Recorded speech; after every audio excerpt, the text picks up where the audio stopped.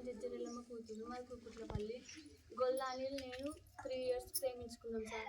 పెళ్లి చేసుకుంటా అని అంటే మా అమ్మ పిలిపించి అడిగింది. నాకు అవసరం లేదు, నేను చేసుకొని వేరే పెళ్లి అయ్యుర్రి అని చెప్పేసి అన్నారు.